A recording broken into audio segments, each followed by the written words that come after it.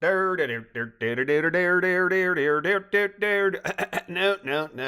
that's wrong. Dixie Diamonds, 67. Dixie, Three Islands National Park, Cooktown, 3:35 p.m.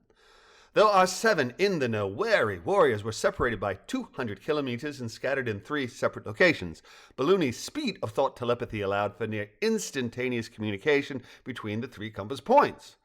Balloony, recovering from his emotional reaction to Dr. Rosier's email, said, "This email gives me great hope, and that Dr. Rosier is alive, and where there's life, there's hope. Now, the next question is, who contacts Piletre next?"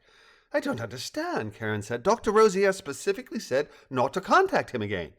"He said not to contact him again concerning the top-secret project, and that was sent to you." "No, Balloony," Karen interrupted forcefully but not unkindly.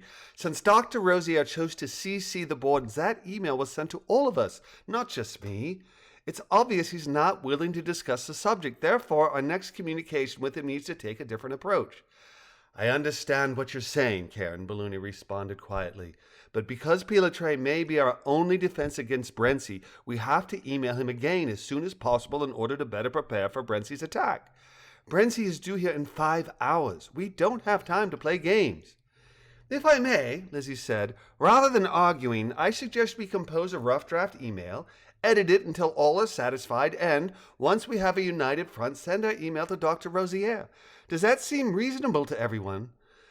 "Forgive me for including myself in a conversation I know so little about," Mama Pie said, "but from what I've learned of this Brency, I don't think we can let politeness be our guide. The need is dire, and not just for Balloony. We must try again with Rosier for the sake of every animal in the Carpinteria Savannah." Karen sighed heavily before saying, Fine, you're absolutely right, Ms. Pie, Balloony. This is all a bit overwhelming for me, I'm afraid. Now, let's compose an email and then edit it until we're comfortable with what we say and how. Shall we?" "That sounds wonderful, Karen," Balloony replied. "Thank you again for all your help." "Of course," she said. "And now, where would we begin?" "I believe our most effective approach would be to let Rosie know that I know of Brency's attack on him. Let him know that I've tried to contact him telepathically and that Brency is yapping at my heels, if I had heels, that is. Surely if Rosie learns that one of his top-secret entities is fleeing about the continent, then he'll have to reconsider the appropriateness of communicating with us, won't he?"